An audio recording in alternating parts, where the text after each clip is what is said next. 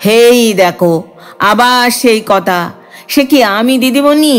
সে তো Nitai Das, matric fail, বেজায় পণ্ডিত। চোখা চোখা কথা সে কইবে না তো কি মুরুক্ষ মানুষ আমি কইব? কেন, তুমি আবার কি ফেল করে মুরুক্ষ হয়েছ? আমি ফেল করিনি দিদিমণি, আমি 4th ক্লাসে উঠে পরীক্ষাই দিইনি।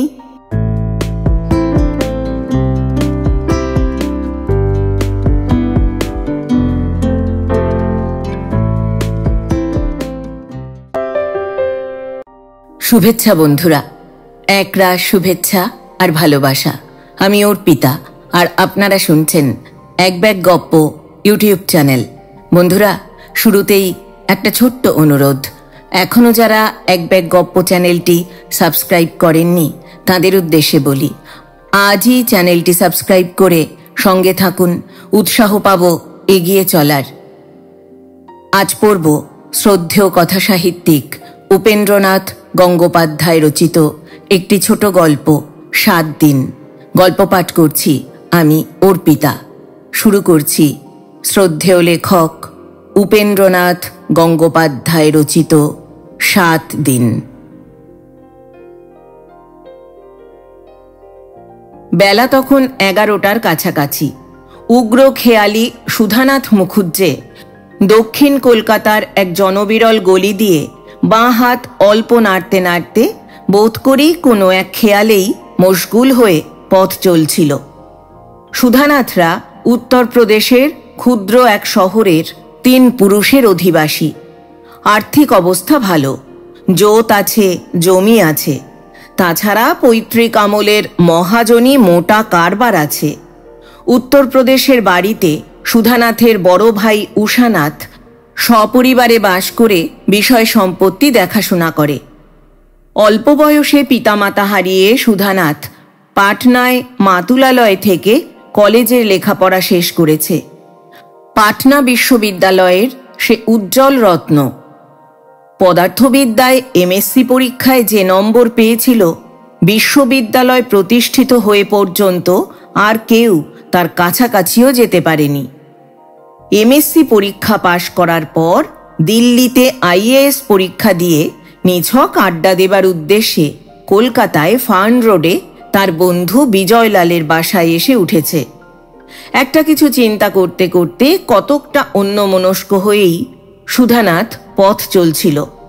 এমন সময় গলির বাঁকের মাথায় বই হাতে 19-20 বৎসর বয়সের একটি অপরিচিত সুন্দরী মেয়ে আবির্ভূত হল। সম্ভবত কলেজ থেকে প্রত্যাগমনের পথে ট্রাম থেকে নেমে বাড়ি ফিরছে। মেয়েটির মুখে চোখে কুঞ্চিত অলোকে দেহভঙ্গির ছন্দে এক অনির্বচনীয় অতি দাহ্য ইন্ধনের যোগান পেয়ে সহসা সুধানাথের মনের মধ্যে খেয়ালের বহ্নি প্রজ্বলিত হয়ে উঠল। ইতিপূর্বে বহুবার বহু প্রকারের খেয়ালের খেলা সে খেলেছে, কিন্তু এবারকার চূর্ণকুন্তলের জটিলতাকে আশ্রয় করে খেয়ালের যে লীলা, শুধু তা অভূতপূর্বই নয়, যেমন চিত্তাকর্ষক তেমনি বিপজ্জনক। মেয়েটি কাছাকাছি এলে অতর্কিতে তার সম্মুখে উপস্থিত হয়ে গতিরোধ করে দাঁড়িয়ে হাসি মুখে সুধানাথ প্রশ্ন করে, কলেজ থেকে ফিরছ? তুমি সম্বোধনের পরিপ্রেক্ষিতের সাহায্যেও মেয়েটি অতি অবশ্যই সুধানাথকে চিনতে পারল না। তবু সত্য ঘটনাকে অস্বীকার করা গেল না। বললে, হ্যাঁ, আশুতোষ কলেজ থেকে তো। একথাও স্বীকার করে বলতে হলো মেয়েটিকে, হ্যাঁ, এই পাড়াতেই থাকো? মেয়েটি আবারও উত্তর দিলে, হ্যাঁ। সুধানাথ বললে, আমিও কাছাকাছি থাকি। মেয়েটি বলে ওঠে, ও। সুধানাথ বলে, আচ্ছা, ধীরেন এখন কোথায় আছে? মেয়েটি বলে, কে ধীরেন? মনে মনে সুধানাথ বললে, তা কি চাই আমি জানি? প্রকাশ্যে বললে, আমার বন্ধু ধীরেন বোস, তোমার পিস্তুত দাদা, যার বাড়িতে 1 2 তোমার সঙ্গে দেখা হয়েছিল। মেয়েটি হাঁপ ছেড়ে বাঁচল। তাহলে চিনতে না পারার অস্বস্তিতে এতক্ষণ যে পীড়িত হচ্ছিল তার কোনো কারণই ছিল না, অচেনাই। বললে, ধীরেন নামে আমার কোনো পিস্তুত দাদা তো নেই। আপনি আমাকে ভুল করছেন। এক মুহূর্ত বিস্মিত অপলক নেত্রে মেয়েটির দিকে তাকিয়ে থেকে মাথা নেড়ে সুধানাথ বললে, হুম, তোমাকে নিশ্চয় আমি ভুল করছি নে। ভুল করছি তাহলে ধীরেনকে। ধীরেনের বাড়ি তোমাকে না দেখে অন্য কোথাও দেখে থাকব। আচ্ছা, তোমার নাম কি বলো তো? এই প্রশ্নে মেয়েটি বিরক্ত বোধ করলে। সে যখন অপরিচিত যুবকের বন্ধুর মামাতো বোন নয়, তখন কথাবার্তা ওইখানেই শেষ হওয়া উচিত ছিল। বিশেষত তারপরও তাকে তোমার শব্দের দ্বারা সম্বোধিত করা একেবারেই মার্জিত রুচির পরিচায়ক নয়। তথাপি নামটা জানালে প্রসঙ্গটা একেবারে শেষ হতে পারে মনে করে মেয়েটি বললে, আমার নাম বাসন্তী চাটুজ্জে।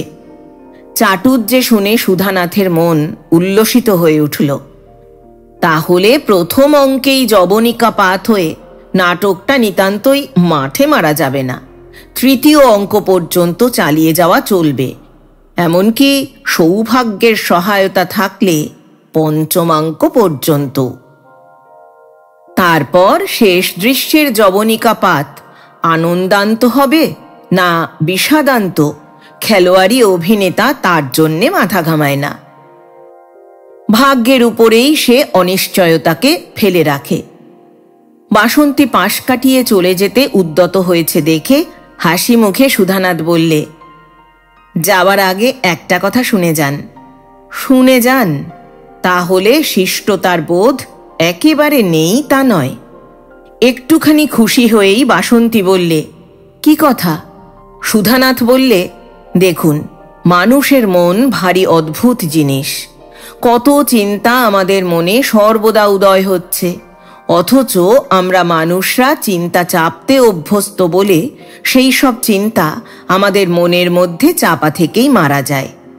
আজ কিন্তু আমি আমার মনের মধ্যের একটা চিন্তা কিছুতেই চেপে না রাখবার পরীক্ষা করব স্থির করেছি। মনের খাঁচার দোর খুলে আমার এখনকার চিন্তাকে আকাশে উড়িয়ে দেবার জন্যে আজ আমার মনে কৌতূহলের অন্ত নেই।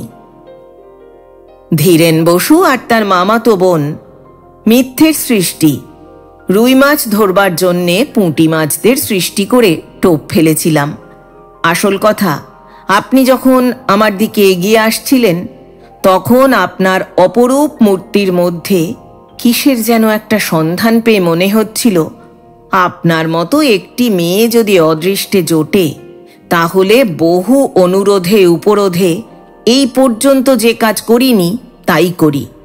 রাগ করবেন না, আপনার মতো মেয়ে বলেছি, আপনাকে বলিনি। বলে সুধানাথ মৃদু মৃদু হাসতে লাগল। অপরিচিত ব্যক্তির এই অমার্জনীয় ধৃষ্টতা দেখে ক্রোধে বাসন্তীর মন উত্তপ্ত হয়ে উঠে তার মুখমণ্ডলকে আরক্ত করে তুললে।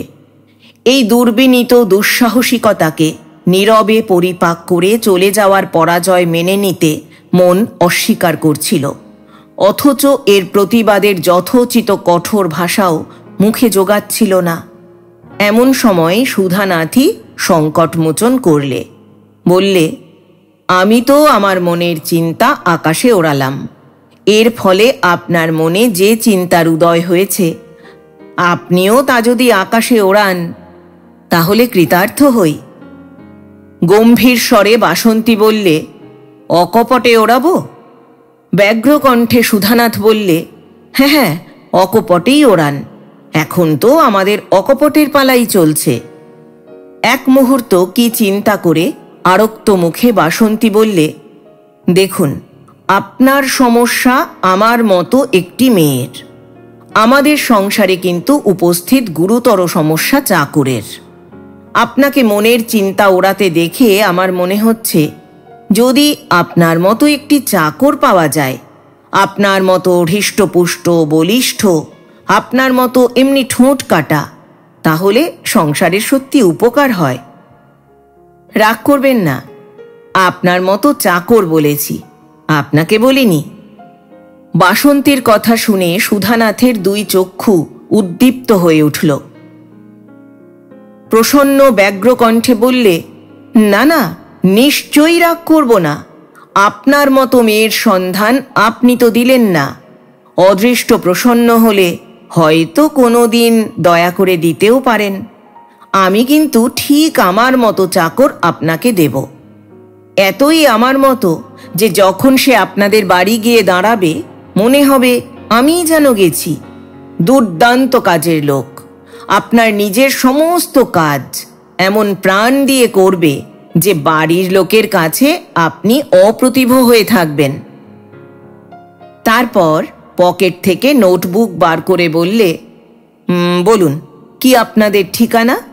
কাল সকালেই লোক পাঠাবো। না, আপনাকে পাঠাতে হবে না বলে বাসন্তী দ্রুত পদে এগিয়ে চলল।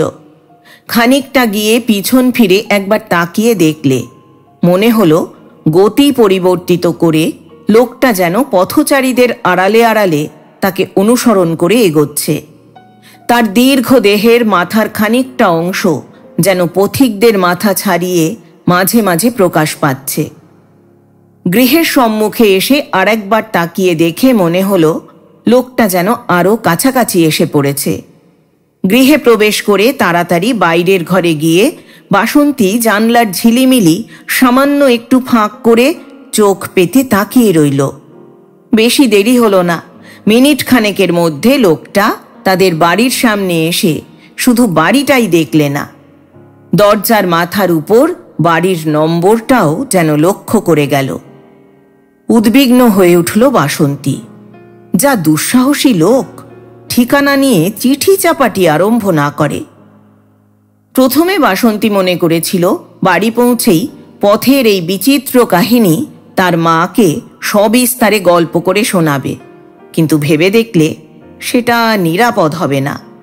মেয়েদের বেশি উচ্চশিক্ষায় অবিশ্বাসী তার মাকে অনেক সাধাসাধি করে তবে বিএ ক্লাসে নাম লেখাতে সে সক্ষম হয়েছিল। সমর্থ বয়সের মেয়েরা একা পদব্রজে কলেজ যাতায়াত করে এ তার মার আদৌ পছন্দ নয়। তার ওপর কলেজ যাতায়াতের পথে কন্যার পিছনে চিন্তা ওড়াবার লোক জুটেছে শুনলে আর রক্ষা থাকবে না। কাজেই কথাটা শুধু তার নিজের মনের মধ্যে আবদ্ধ থেকে সারা দিন তাকে মাঝে মাঝে বিদ্ধ করতে লাগল। শেষ পর্যন্ত সে মনকে এই বলে সান্ত্বনা দিলে যে সংসারে কত রকমই তো পাগল থাকে, এও হয়তো একরকম চিন্তা ওড়ানো পাগল। পরদিন বেলা 11টার পর কলেজ থেকে বাড়ি ফিরে বাসন্তী দেখলে তার মা বিজয়া পূজার জায়গায় বসে চন্দন ঘষছে। বিস্মিত হয়ে জিজ্ঞাসা করলে, হে কি মা, এখনো তোমার পুজো হয়নি? বিজয়া বললে, কি করে হবে, নতুন চাকর এলো, তার পিছনে এতক্ষণ লেগে থেকে তারপর পুজোয় বসেছি। শুনে বাসন্তীর বুকটা ধড়াস করে উঠল। সন্ত্রস্ত মনে বলে উঠল, কে দিলে মা চাকর? বাসন্তীর মা বললেন, বোধহয় ভগবানই দিলেন, এখন বরাতে টিকলে বাঁচি। তুই কলেজ যাওয়ার সঙ্গে সঙ্গেই এলো। উনি বাইরে রোয়াকে দাঁড়িয়ে দাঁতন করছেন, এসে বললে, চাকর রাখবেন বাবু? বিজয়ার বিবৃতির মধ্যে বাধা দিয়ে বিরক্তিব্যঞ্জক কণ্ঠে বাসন্তী বললে, আর অমনি তোমরা রেখে দিলে? চোর না ডাকাত না মতলববাজ কোনো সন্ধান নিলে না? আজকালকার দিনে চাকর অমনি রাখলেই হলো? কেন, জানাশোনা লোক পাওয়া না যাওয়া পর্যন্ত পাঁচিকে দিয়ে এই কষ্টে সৃষ্টে চালিয়ে নিলেই তো হতো। পাঁচি সংসারের ঠিকাঝি। বাসন্তীর উৎকণ্ঠা দেখে কৌতুক অনুভব করে হাসি মুখে বিজয়া বললে, কোনো ভয় নেই তোর, খুব বিশ্বাসী লোক। ওর সঙ্গে ফার্ন রোডের কোন বিজয়লাল বাবুর পরিচয়পত্র ছিল। তোর দাদা তখনই সেই চিঠি নিয়ে গিয়ে বিজয়লাল বাবুর সঙ্গে মোকাবিলা করে এসেছে। বিজয়লাল বাবু মস্ত লোক, নিজের বাড়ি গভর্নমেন্টের বড় অফিসার, বলেছেন ওদের দেশের প্রজা, খুব বিশ্বাসী লোক, স্বভাব চরিত্রেও খুব ভালো।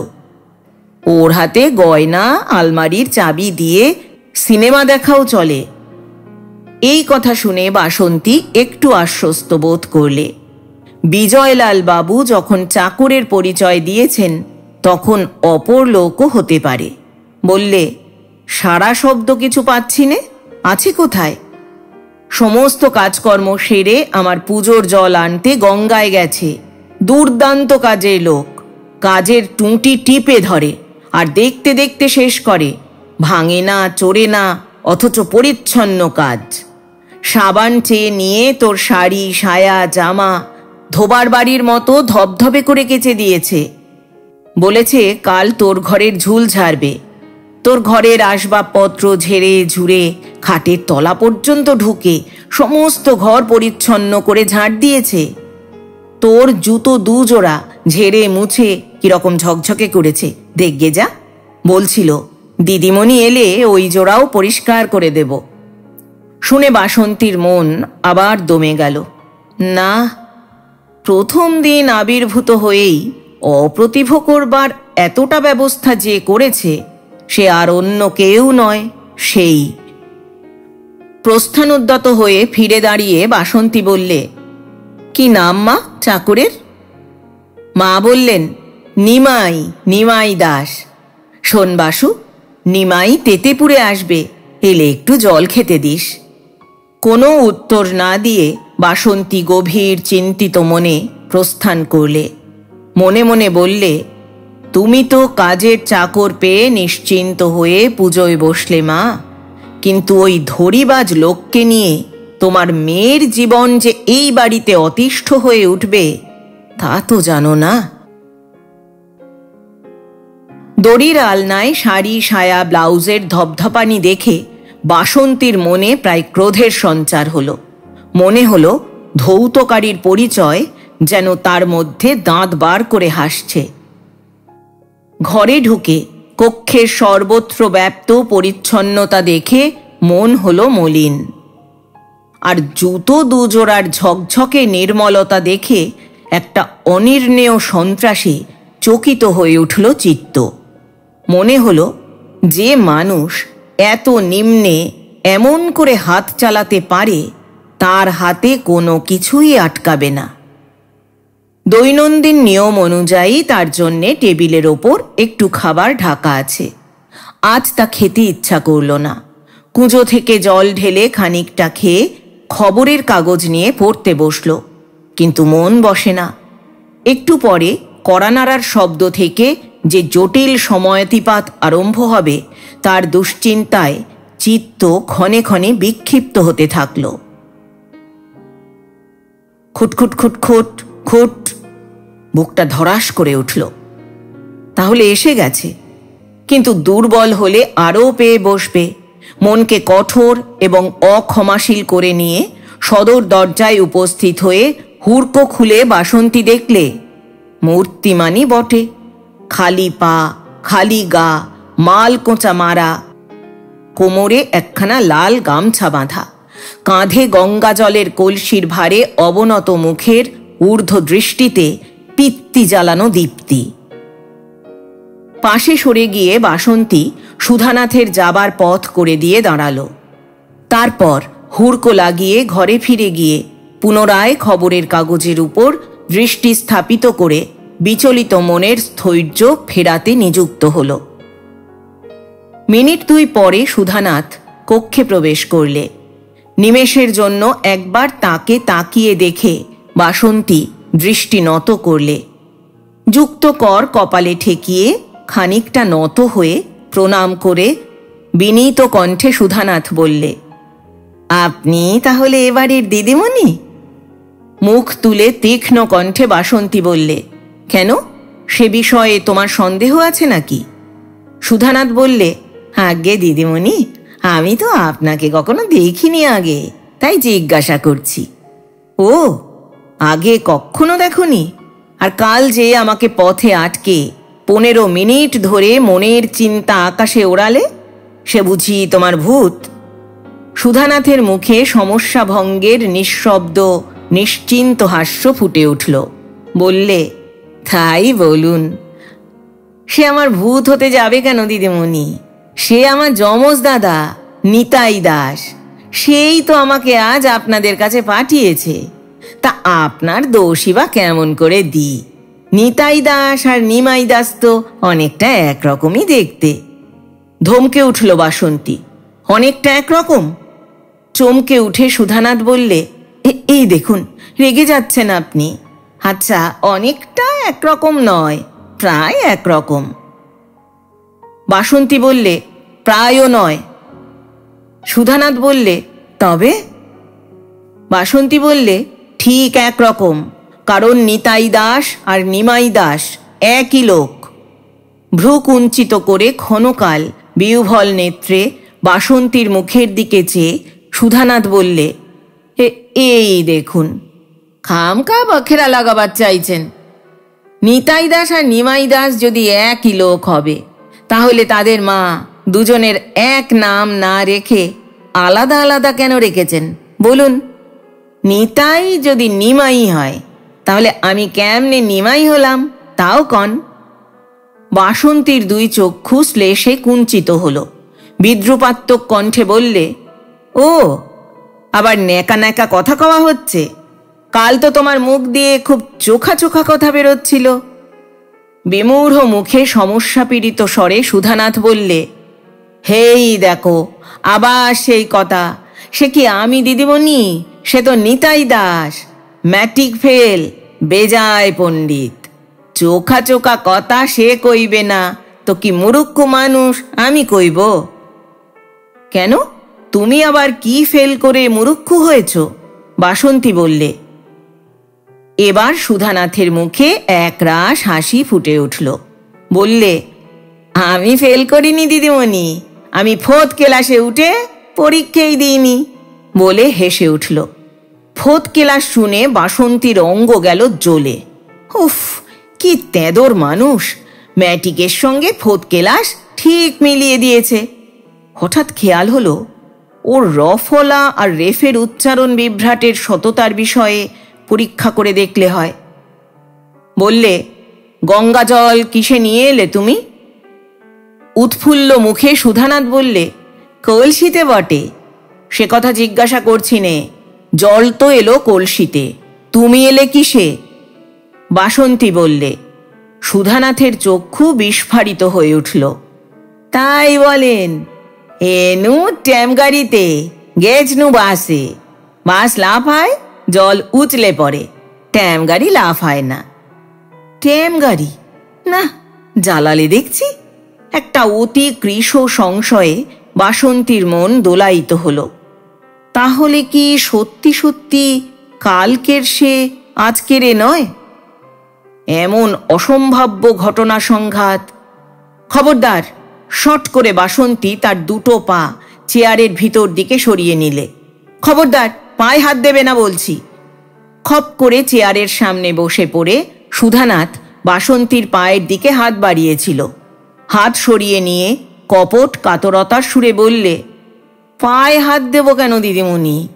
এতক্ষণ কলেজ থেকে এসেছেন, এখনো জুতো খোলেননি তো, তাই ফিতে আলগা করে জুতো দুপাটি আলতো আলতো খুলে নিতে যাচ্ছিলাম। না, খুলবে না। তবে আপনি খুলুন, সাফ করে দিয়ে যাই। না, সাফ করতে হবে না। হতাশভাবে সুধানাথ বললে, তবে থাক। উঠে দাঁড়িয়ে জিজ্ঞাসা করলে, কোনো কাজ আছে দিদিমণি? টেবিলের উপরে রাখা আধ খাওয়া জলের গ্লাসটা দেখিয়ে বাসন্তী বললে, জলটা ফেলে দিয়ে গ্লাসটা ধুয়ে রাখো। টেবিল থেকে গ্লাসটা তুলে নিয়ে দরজার দিকে 2-4 পা এগিয়ে গিয়ে সুধানাথ বললে, বেজায় পিপাসা লেগেছে। তারপর মুহূর্তের জন্যে দাঁড়িয়ে পড়ে সমস্ত জলটা খেয়ে গভীর তৃপ্তিসূচক কণ্ঠে বলে উঠল, আহ! চিৎকার করে উঠল বাসন্তী। এঁটো জল কেন খেলে? ফিরে দাঁড়িয়ে প্রসন্ন মুখে সুধানাথ বললে, আপনার এঁটো? তাই অত? আরো উচ্চ কণ্ঠে চিৎকার করল বাসন্তী, তাই অত কি বলো, বলতে হবে। একটু বিহ্বল ভাবে বাঁ হাতে মাথা চুলকোতে চুলকোতে সুধানাথ বললে, কাজ নেই আর ও কথায়। যার আগে মানুষ আপনি, খামকা আরো খানিকটা রেগে যাবেন বলে প্রস্থানোদ্যত হল। শোনো!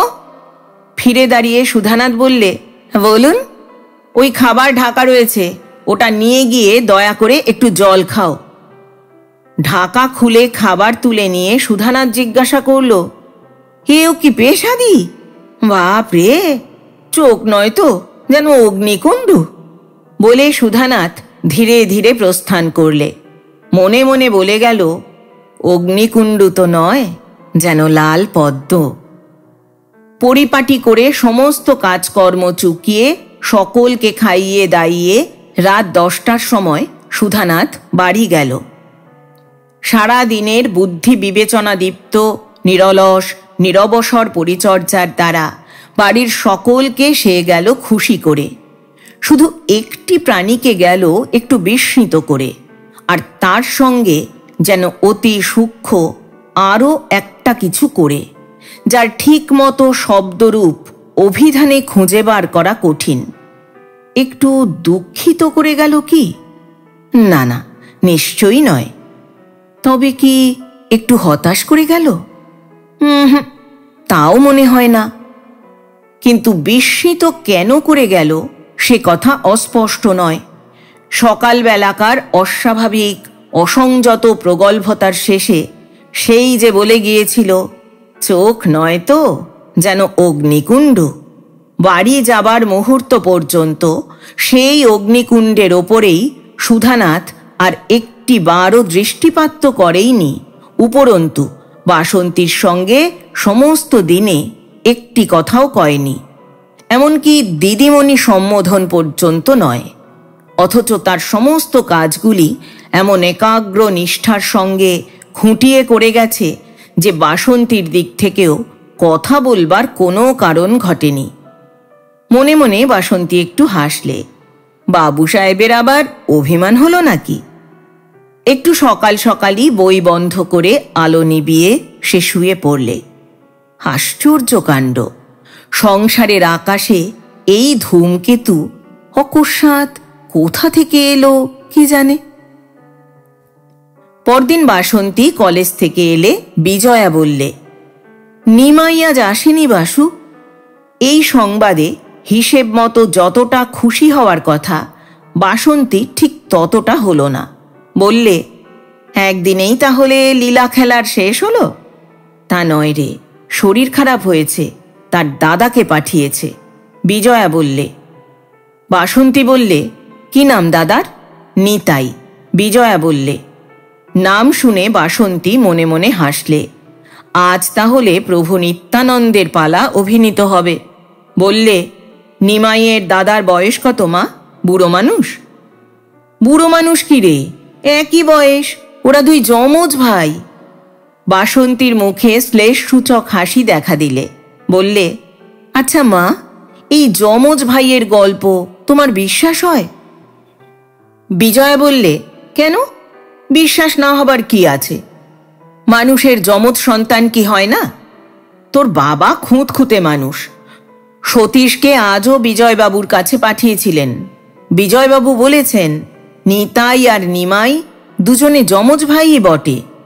এক মুহূর্ত পরে বললে, আচ্ছা বাসু, আমাদের সকলেরই মন তো পরিষ্কার, তোর মনেই বা এত সন্দেহ কেন? বাসন্তী মুখে বললে, বোধহয় বাবার মতো আমিও খুঁতখুঁতে বলে। মনে মনে বললে, সন্দেহ কেন সে কথা খুলে বললে, নিমাইকে যদি বা বাড়ি ছাড়া না করো, আমাকে কলেজ ছাড়া নিশ্চয়ই করবে। ঘরের সম্মুখে উপস্থিত হয়ে বাসন্তী দেখলে দরজা ভিতর থেকে হুড়কো লাগানো। বাসন্তীর বাবা শশাঙ্ক শেখর আর দাদা সতীশ দুজনেই অফিসে, ছোট বোন হৈমন্তী স্কুলে, বৌদি সুলেখা তার ছেলে মেয়েদের নিয়ে কিছুদিন থেকে বাপের বাড়ি আছে। সুতরাং সরল হিসাবে ঘরের ভিতর প্রভু নিত্যানন্দ ভিন্ন আর কারোরই থাকার কথা নয়। খুটখুট করে কড়া নেড়ে বাসন্তী ডাক দিলে, নিত্যানন্দ। ভিতর থেকে সুধানাথ বললে, আগে দিদিমণি। দোর খোলো। হঠাৎ করে হুড়কো খোলার শব্দ হয়ে দোর খুলে গেল। দেখা গেল সুধানাথের নাক মুখ রুমাল দিয়ে ঢাকা, হাতে লম্বা ঝুল ঝাড়া। সুধানাথ বললে, দোরটা হাওয়ায় খালি খুলে যাচ্ছিল বলে হুড়কো লাগিয়ে দিয়েছিলাম। আপনি মিনিট 10 অন্য কোথাও বসুন দিদিমণি, আমি ঝেড়ে ঝুড়ে সব সাফ করে দিচ্ছি। মিনিট 10 পরে সুধানাথই বাসন্তীকে ডেকে নিয়ে এলো। ঘরে প্রবেশ করে বাসন্তীকে প্রশ্ন করলে, কেমন দিদিমণি, ঘর আপনার পছন্দ মতো পরিষ্কার হয়েছে? অস্বীকার করলে কেউ বিশ্বাস করবে না। ছাদ থেকে মেঝে পর্যন্ত মায় আসবাবপত্র ঝকঝক করছিল। বাসন্তী স্বীকারও করলে না, অস্বীকারও করলে না। বললে, কিন্তু আমার বই খাতাপত্র উল্টে পাল্টে রাখুনি তো? সুধানাথ নিঃশব্দে অল্প একটু হেসে বললে, না, তা রাখিনি, বরং আপনার যা উল্টে পাল্টে ছিল সাবজেক্ট মিলিয়ে ঠিক করেই রেখেছি। কিন্তু সে আপনি পরে দেখবেন ক্ষণ। একটা কথা বলি আপনাকে, মাকে বলেছি নিমাইয়ের শরীর খারাপ, কিন্তু আসলে সে কথা ঠিক নয়। আসবার তার অত্যন্ত আগ্রহ, কিন্তু ভয় পায় আসতে। কেন? বাসন্তী বললে। সুধানাথ বললে, বলে দিদিমণি চেহারায় তো খাসা দেখতে, কিন্তু ভারী রাগী মানুষ, কথায় কথায় ফোঁস ফোঁস করে রেগে ওঠেন। মাথা নেড়ে বাসন্তী বললে, না নিতাই, আসল কথা তা নয়। মাকে তুমি যে কথা বলেছ আসলে সেই কথাই ঠিক। কাল গঙ্গা থেকে 1 কলসি জল এনে নিমাইয়ের কাঁধ টাটিয়েছে। সুধানাথ হাসতে লাগলো, বললে, রীতিমতো ডন বৈঠক কুস্তি করা শরীর, 4 কলসি জল আনলেও কাঁধ টাটায় না। বাসন্তী বললে, টাটিয়েছে কি টাটায়নি একবার নিমাইয়ের কাঁধ ভালো করে টিপে দেখলেই বুঝতে পারবে। ব্যথা থাকলে উফ করে উঠবে। সুধানাথ বললে, আচ্ছা, আজ রাত্রিরে বাড়ি গিয়ে টিপে দেখে কাল এসে আপনাকে জানাবো। বাসন্তীর মুখে বিদ্রূপের হাসি ফুটে উঠল। বললে, এই পরীক্ষার জন্যে বাড়ি যাবার দরকার নেই। আমার সামনেই নিতাইয়ের ডান হাত আর নিমাইয়ের কাঁধ দুই রয়েছে। নিতাই টিপলে নিমাই যদি উফ করে ওঠে তাহলেই বোঝা যাবে টাটিয়েছে। সুধানাথ হাসতে লাগলো, বললে, ধন্য দিদিমণি, ধন্য আপনার বাকপটুতা। আসলে কিন্তু এই বাকপটুতার মূল্য 1 কানাকড়িও নয়। নিমাইয়ের মুখে শুনেছি নিতাই আর নিমাই একই লোক, এই ভুল ধারণা আপনাকে পেয়ে বসে আছে। কিন্তু আজ তো আর সেই ধারণা থাকা উচিত নয়। আজ তো বিজয়লাল বাবুর কাছ থেকে দাদাবাবু জেনে এসেছেন নিতাই আর নিমাই আমরা দুজন যমজ ভাই। বাসন্তী বললে, তোমার ওই বিজয়লাল বাবু একটি বুজরুক। যদি কোনোদিন অবিকল একরকম মূর্তি নিয়ে আমরা 2 যমজ ভাই আপনার সামনে এসে দাঁড়াই, সেদিন বিজয়লাল বাবুর সম্বন্ধে এই মন্তব্য প্রত্যাহার করবেন তো? বাসন্তী বললে, শুধু প্রত্যাহারই করব না, ঘাট স্বীকার করে নাক কান মলব। সুধানাথের মুখে উল্লাসের নিঃশব্দ হাস্য ফুটে উঠল। দৃঢ় স্বরে বললে, বেশি সময় নিচ্ছি নে, মাত্র 5 দিন। আজ বৃহস্পতিবার, আসছে মঙ্গলবারের মধ্যে আপনাকে ঘাট স্বীকার করাবো, তা নিশ্চয় বলছি নে। আপনার ভুল ভাঙাবো। আর ভুল ভাঙাতে যদি না পারো তাহলে? বাসন্তী বললে, তাহলে যে দণ্ডই আপনি দেবেন মাথা পেতে নেব। মায়ের প্রাণদণ্ডের চেয়ে মর্মান্তিক এই বাড়ি থেকে অন্তরিত হওয়ার দণ্ড। কিন্তু শোনো, তুমি তো নিতাই দাস, আকাশে চিন্তা ওড়াবার অভ্যাস তোমার আছে, ওড়াবার উপক্রমও করছো। কিন্তু দোহাই তোমার, মঙ্গলবার পর্যন্ত এই অভ্যাস স্থগিত রাখো। বাসন্তী বললে। সুধানাথের 2 চক্ষু বিস্ফারিত হয়ে উঠল। বললে, খেপেছেন? এখন তো আপনি আমার মনিব। মনিবের সম্বন্ধে কখনো আকাশে চিন্তা ওড়াতে আছে? মনের গহনে শেকল দিয়ে বেঁধে রাখতে হয়। বৃহস্পতিবারের লক্ষ্মী পূজা বলে পূজা সারতে বিজয়ার কিছু বিলম্ব হয়েছিল। ডাক শোনা গেল, নিতাই, যাইমা বলে সুধানাথ তীর বেগে প্রস্থান করলে। সুধানাথ প্রস্থান করার পর ক্ষণকাল বাসন্তী চিন্তা নিমগ্ন মনে স্তব্ধ হয়ে দাঁড়িয়ে রইল। তারপর মনে মনে বলল, তুমি যে নিতাই দাস অথবা নিমাই দাস নও, সে কথা তোমার গেঞ্জির কল্যাণে আমি বিশ্বাস করি। আর তোমার মতো দুর্দান্তভাবে দুঃসাহসী মানুষ যে বাজে লোক হবে না, সে কথা বিশ্বাস করতে ইচ্ছা হয়। সুধানাথের গেঞ্জির ঘাড়ে মার্কিং ইঙ্ক দিয়ে একটি সু অক্ষর লেখা ছিল। অনেক সময় এমনি সুযোগেই ধর্মের কল বাতাসে নড়ে। নিতাই দাস নামের মধ্যে সুধানাথ নিজের নামকে লুকিয়ে রেখে আত্মগোপনের কৌশল করেছিল, কিন্তু মহাকৌশলী দৈব যে তার কাঁধে একটি ক্ষুদ্র সু অক্ষর চাপিয়ে তার সমস্ত কৌশলকে বানচাল করবার ব্যবস্থা করেছিল, তা সে খেয়াল করেনি। বৃহস্পতি এবং শুক্র এই দুই দিনই নিতাই দাসের জোর পালা চলল। এই আসরে নিমাই দাস একেবারে অচল।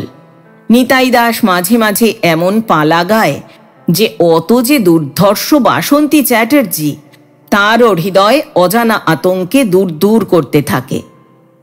নিতাইয়ের বচনে বাচনে, কথায় বার্তায় অব্যর্থ ইঙ্গিত, অথচ না করা যায় তার প্রতিবাদ, না করা চলে তাকে পরিপাক। এমনই অদ্ভুত তার বাঁধন ছাদন যে তর্ক তুললে কিছুতেই দাঁড় করানো যাবে না যে বাসন্তী সেই সমস্ত ইঙ্গিতের লক্ষ্য। শুক্রবার বেলা তখন ৩টে। গা ধোবার জন্যে বিজয়া স্নান ঘরে প্রবেশ করেছে। হৈমন্তী স্কুল থেকে ফেরেনি। এক রাশ বাসন নিয়ে পাঁচিঝি কলতলায় ব্যস্ত। ঝাঁটা হস্তে বাসন্তীর ঘরে প্রবেশ করলে সুধানাথ। একটা বইয়ের ওপর চোখ রেখে বাসন্তী বোধ করি তারই জন্য অপেক্ষা করছিল। বললে, ঝাঁটা রাখো। বিস্মিত কণ্ঠে সুধানাথ বললে, কেন বলুন তো? আগে রাখো, তারপর বলছি। অগত্যা ঝাঁটাটা মেঝেতে রেখে উৎসুক কণ্ঠে সুধানাথ বললে, বলুন। তীক্ষ্ণ নেত্রে সুধানাথের প্রতি দৃষ্টিপাত করে বাসন্তী বললে, দেখো, তুমি নিতাই দাসও নও, নিমাই দাসও নও, তা আমি নিঃসংশয়ে জানি। কে তুমি? খুলে বলো। কিসের জন্যে এই হাড় ভাঙা পরিশ্রম? বুঝতে পারি এই পরিশ্রমে তুমি অভ্যস্ত নও। কিসের জন্যে তোমার এই তপস্যা? সুধানাথ বললে, তপস্যা তো মানুষ বর পাবার জন্যে করে। অধীর কণ্ঠে বাসন্তী বললে, দেখো, কথা দিয়ে কথা ঢাকবার মতলব ছাড়ো। কে তুমি? সত্যি করে বলো। তুমি সামান্য নও, সাধারণ নও, তা আমি শপথ করে বলতে পারি। তুমি আমাকে বিপন্ন করবে না, বিড়ম্বিত করবে না, তাও আমি মনে প্রাণে বিশ্বাস করি। তোমার পরিচয় দাও। বিমূঢ় কণ্ঠে সুধানাথ বললে, এই দেখুন, নিজেই নিষেধ করে আবার নিজেই চিন্তা ওড়াবার হুকুম দিচ্ছেন। হ্যাঁ, হুকুম দিচ্ছি। ওরাও তোমার মনের চিন্তা আকাশে। এক মুহূর্ত চিন্তা করে সুধানাথ বললে, ধরুন যদি বলি, আমি এক রাজপুত্র, অচিন দেশে রাজকন্যার সন্ধান পেয়ে অচিনপুরীতে নকরি নিয়েছি। তাহলে তাহলে অচিনপুরীর রাজকন্যা তার মহামান্য অতিথির যথাসাধ্য একটু সেবা করবে। চেয়ার থেকে উঠে দাঁড়িয়ে বাসন্তী বললে, বসো আমার আসনে। কুণ্ঠিত কণ্ঠে সুধানাথ বললে, সেটা কি রাজপুত্রের পক্ষে বিরচিত হবে? বসো বসো বসো। চেয়ারে ধীরে ধীরে বসতে বসতে সুধানাথ বললে, বাপরে, সাধে কি নিমাই কাছে আসতে ভয় পায়? কুঁজো থেকে এক গ্লাস জল ঢেলে সুধানাথের হাতে দিয়ে বাসন্তী বললে, খাও। করুণ নেত্রে বাসন্তীর দিকে চেয়ে সুধানাথ বললে, শুধু জল? আচ্ছা, একটু মিষ্টি নিয়ে আসি। বলে বাসন্তী দোরের দিকে অগ্রসর হয়েছে, এমন সময় সদর দরজায় কড়া বেজে উঠল। সুধানাথের প্রতি দৃষ্টিপাত করে সে বললে, হৈমন্তীর কড়া নাড়া। সুধানাথ চিৎকার করে উঠল, আসি চদ্দিমণি। তারপর এক নিঃশ্বাসে গ্লাসের জলটা শেষ করে বললে, আহ, যেমন ঠান্ডা তেমন মিষ্টি। তারপর দ্রুত বেগে প্রস্থান করলে। শনিবারে বাসন্তী কলেজ থেকে ফিরলে সুধানাথ বললে, বিধাতার বিচার দেখেছেন দিদিমণি? টেবিলের ওপর বই রাখতে রাখতে বাসন্তী জিজ্ঞাসা করলে, কেন? বিধাতা আবার কি বিচার করলেন? তপস্যা করলাম আমি, আর বর পেলেন আপনি। চমৎকার বিচার নয়? সুধানাথ বললে। কৌতূহলী হয়ে বাসন্তী বললে, তার মানে? তার মানে আজ সকালে দুজন লোক এসে আপনার বরের ব্যবস্থা পাকা করে গেছে, মায় 24 তারিখে বিয়ের দিন পর্যন্ত। বাসন্তী কোনো কথা না বলে বইগুলো জায়গায় গুছিয়ে রাখতে লাগলো। সুধানাথ বলে চলল, আগ্রহ দেখে রাগও হয়, খুশিও হই। আপনার ফটো দেখেই কাত, বলে মেয়ে আর না দেখলেও চলবে। পাত্রের নাম অমৃতনাথ চাটুর্যে, 1 পয়সা পণ নেবে না। সেটা এমন কিছু বাহাদুরির কথা নয়, যে বস্তু পাচ্ছে 1010 টাকা সেলামি দিয়ে নিয়ে যাওয়া উচিত। দিদিমণি, কোনো কথা না বলে বাসন্তী চেয়ে দেখলে। খাবার আর জল খেয়ে নিন। বাসন্তী বললে, এখন খাবো না। তাহলে জুতো জোড়া খুলে দিন, সাফ করে রাখি। বাসন্তী বলে, ও কাজ তোমাকে আর করতে হবে না। এক মুহূর্ত নির্বাক থেকে দুঃখিত স্বরে সুধানাথ বললে, ওই কাজটাতেই সবচেয়ে বেশি আনন্দ পেতাম। আজ না হয় শেষবারের মতো ওটা করতে দিন। সুধানাথের প্রতি দৃষ্টিপাত করে বাসন্তী বললে, শেষবারের মতো কেন? সুধানাথ বললে, রাজকন্যা এ বাড়ি থেকে চলে গেলে কি নিয়ে এই বাড়িতে রাজপুত্র থাকবে বলুন? এই কথার পর আর কোনো কথা হতে পারলে না। সদর দরজায় কড়া নাড়ার শব্দ হতেই সুধানাথ দ্রুত পদে প্রস্থান করলে এবং ক্ষণকাল পরে হৈমন্তীর সঙ্গে ফিরে এলো। হৈমন্তীকে দেখে বিস্মিত হয়ে বাসন্তী জিজ্ঞাসা করলে, এরই মধ্যে এলি যে হৈম? হৈমন্তী বললে, কাল রাত্রে সেক্রেটারি মারা গেছেন, ছুটি হয়ে গেল। তারপর উৎফুল্ল মুখে বললে, সুখবর শুনেছ দিদি? 24-এ তোমার বিয়ে। সুধানাথ এগিয়ে এসে বললে, মা পুজো করছেন, আমি দিদিমণিকে সব বলেছি। হৈমন্তী বললে, পাত্রের তুলনা নেই, যেমন রূপে তেমনি গুণে তেমনি অর্থে। ম্যাট্রিক থেকে এমএসসি পর্যন্ত সব পরীক্ষায় প্রথম। আইএএস পরীক্ষাও দিয়েছে। ওরা বলছিল সেই পরীক্ষায় দ্বিতীয় স্থান অধিকার না যদি করে, তার একমাত্র কারণ হবে প্রথম স্থান অধিকার করা। সুধানাথ বললে, সবই ভালো, নামটা কেমন যেন বুড়োটে বুড়োটে, অমৃত্যু মুখুজ্জে। হৈমন্তী বললে, অমৃত্যু মুখুজ্জে না অমৃত্যু জিলিপি? সুধানাথ ও হৈমন্তী উচ্চৈঃস্বরে হেসে উঠল। শনিবার সকাল সকাল অফিস থেকে শশাঙ্ক শেখর ও সতীশ ফেরার পর একটা প্রবল আনন্দের হিল্লোলে সমস্ত বাড়িটা হিল্লোলিত হতে লাগল। আজ বাড়িতে সত্যই রূপকথার এক অত্যাশ্চর্য কাহিনী অভিনীত হয়েছে। পরদিন বাসন্তীর সঙ্গে দেখা হতে সুধানাথ বললে, নিতাইয়া জেলো না দিদিমণি, আমাকে পাঠিয়ে দিলে। বাসন্তী জিজ্ঞাসা করলে, কেন? ওর মন ভালো নেই, ও বোধহয় আর কাজ করবে না, কিন্তু আমি করব। মাঝে মাঝে তো আপনাকে এই বাড়িতে দেখতে পাবো। আর দেখুন। সুধানাথের প্রতি দৃষ্টিপাত করে বাসন্তী বললে, কি? আপনার বিয়েতে আমি কিন্তু 1 জোড়া ধুতি, একটা জামা আর 1 জোড়া জুতো নেব। তা কিন্তু বলে রাখনু। পরদিন সন্ধ্যার পর টেবিল ল্যাম্প জেলে একটা বই খুলে বাসন্তী সবে মাত্র পড়তে বসেছে। এমন সময় হৈমন্তী এসে বললে, সুখবর আছে দিদি, পাটনা থেকে পাত্রের মামার চিঠি এসেছে। হৈমন্তীর প্রতি দৃষ্টিপাত করে বাসন্তী বললে, কি সুখবর? অমৃতনাথ সত্যি একটু বুড়োটে নাম, পাত্রের কিন্তু ওটা ডাক নাম, আসল নাম সুধানাথ। সুধানাথ? বাসন্তীর মুখে কেউ যেন সহসা আনন্দের সুইচ নিচু করে দিলে। হৈমন্তী বললে, সুখবর নয়? প্রসন্ন মুখে বাসন্তী বললে, হ্যাঁ ভাই, সত্যি সুখবর।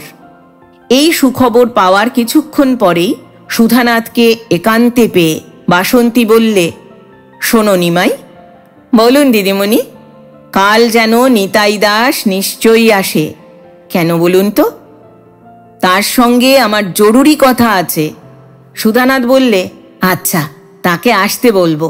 কিন্তু দিদিমণি, কাল মঙ্গলবার, কাল তো আমাদের 2 ভাইয়েরই আসবার কথা আছে। হাসি চেপে বাসন্তী বললে, আচ্ছা, দুই ভাইয়েই এসো তবে। মঙ্গলবার বাসন্তী কলেজ থেকে ফেরার পর সুধানাথ তার কক্ষে প্রবেশ করে জিজ্ঞাসা করলে, আমাকে আজ আসতে বলেছিলেন দিদিমণি? বাসন্তী বললে, হ্যাঁ, কই নিমাই আসেনি? কপট বিষণ্ণতার সুরে সুধানাথ বললে, না, আসেনি। ভেবে দেখলাম তার না আসাই ভালো। আমরা দু ভাই আজ না এলে আপনি তো আমাকে দণ্ড দেবেন। ভেবে দেখলাম দণ্ড পেয়ে বাসন্তীহীন বাড়ি থেকে নির্বাসিত হওয়াই ভালো। বাসন্তী বললে, আচ্ছা, দণ্ড দেওয়া না দেওয়ার কথা পরে ভাবলে চলবে। উপস্থিত, তোমার সঙ্গে আমার একটা জরুরি কথা আছে। কি কথা বলুন? 24 তারিখে আমার বিয়ে, জানো তো? সে বললে, এই জানি, সেদিন তোমার আশা চাই। বাসন্তী বললে। বিমূঢ় কণ্ঠে সুধানাথ বললে, আমি সেদিন কেমন করে আসব? আমি তো সেদিনের পালায় কেউ নই। মাথা নেড়ে দৃঢ় স্বরে বাসন্তী বললে, তা আমি জানি নে। অনাহুত, রবাহুত, বরের বন্ধু, বরের চাকর, যেভাবেই হোক তোমার আশা চাই। সুধানাথ মুখুজ্জে, অমৃতনাথ মুখুজ্জে, ওসব আমি বুঝি নে। আমি সেদিন তোমার গলাতেই মালা দেব। বিস্ময়ের কণ্ঠে সুধানাথ বললে, আমার গলাতে মালা দেবেন? বাসন্তী বললে, হ্যাঁ, দেব। তুমি যে শেষ পর্যন্ত আমাকে বিপদে ফেলবে না, সেই বিশ্বাস আমার ছিল। আর তোমার গেঞ্জির পেছন দিকে লেখা সু অক্ষর বরাবর সে বিষয়ে আমাকে ভরসা দিয়েছে। একটা উৎকট কৌতুকের তাড়নায় সুধানাথের মুখ বিস্ফারিত হয়ে উঠল। স্নিগ্ধ কণ্ঠে সে বললে, আচ্ছা বাসন্তী, 24 তারিখে তুমি আমাকে মালা দিও। উপস্থিত, আজ তোমার দক্ষিণ হাতখানি আমাকে দাও। আরক্ত স্মিত মুখে বাসন্তী তার ডান হাতখানা সুধানাথের দিকে এগিয়ে দিলে।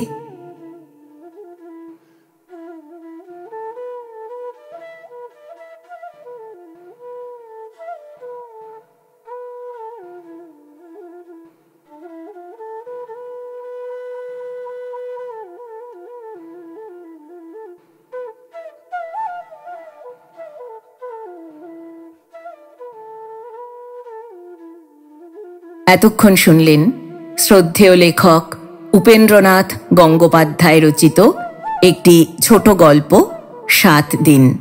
গল্প পাঠ করলাম আমি অর্পিতা। শব্দ নির্মাণ করেছেন সাহিত্য সমাহার চ্যানেলের আকাশ। প্রচ্ছদ এঁকেছেন মোনালিসা। বন্ধুরা, আবার আসবো আগামী সপ্তাহে আবার কোনো ভালো লাগা গল্প নিয়ে। আজ তাহলে বিদায় নিচ্ছি। সবাই ভালো থাকবেন, সুস্থ থাকবেন। আর হ্যাঁ, গল্প পাঠ ভালো লাগলে চ্যানেলটি সাবস্ক্রাইব করে পাশে থাকবেন।